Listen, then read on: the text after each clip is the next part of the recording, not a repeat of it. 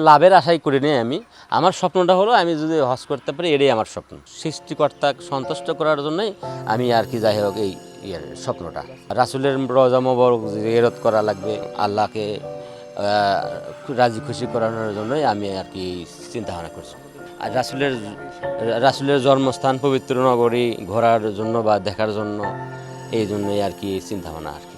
আমি দেখছি যে যেভাবে লালন পালন করছে, যে এটার উদ্দেশ্য হলো কি, যে ইনি হজে যাবে, এই গরু বেচে 5 লাখ হোক 7 লাখ হোক যাই হোক, মানে ওই হজই খরচ করবে এই টাকাটা। হ্যাঁ, তা আমরা আশা করি যে তার সৎ উদ্দেশ্যটা যেন পূরণ হয়।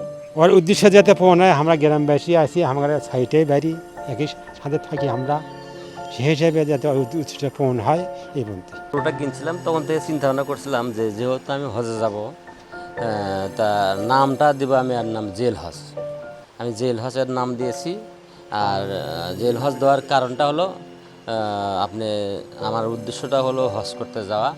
আর এই মাসেই যেহেতু এই বিদায় হয়ে যাবে, আর এই মাসেই মানে হজের মাস, এই জন্য আমি ওনার নামও দিছি জেল হজ। আমার মহৎ উদ্দেশ্য হলো যাতে নামটাও শখের, গরুটাও আমার শখের, আমি হজ করতে যাব, এটাও আমার একটা খুবই শখ। এই নামে ডাকলে অনেক সময় সাড়া দেয় আর কি। 3 বছর হলে লালন পালন করতেছি, এখানে 3 বছর হলে পালতেছি। গরুটা আমার 6 দাঁত।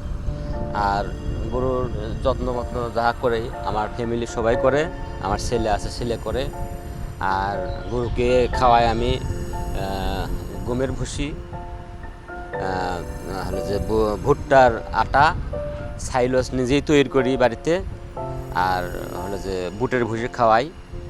গরু প্রতিদিন আমার হিসাব করে দেখা গেছে যে প্রায় 7 থেকে 800 টাকা খরচ হয় আর কি। 7 থেকে 800 টাকা খরচ হয় এই গরুর পেছনে। তা আমি আশা করতেছি, আমি তো এই গরুটা একটু ভালো দামে বিক্রি করতে পারলে যাই হোক আমারও একটু ভালো হয়। আমার এই গরুটার দাম 5.5 লাখ টাকা পর্যন্ত দাম উঠছে। 5.5 লক্ষ টাকা দাম উঠছে, ওজন 22.5 মনের মতো আর কি। গরুটা আজকে কালীতলা হাটে কথাবার্তা কিছু লোকের সাথে হয়েছে। এখন চিন্তা ভাবনা করতেছি আমি কালীতলা হাটে গরুটা রাখ। আমি 6 লাখ টাকা হলে গরু ছেড়ে দেবো আমি। বগুড়া জেলা গাবতলী থানা দাঁড়াইল বাজারের পাশে দক্ষিণে মোড় যে গ্রামটা আছে, এটা আপনার দাঁড়াইল যেটা করে বলে, এই দাঁড়াইল গ্রামে আমার বাসা।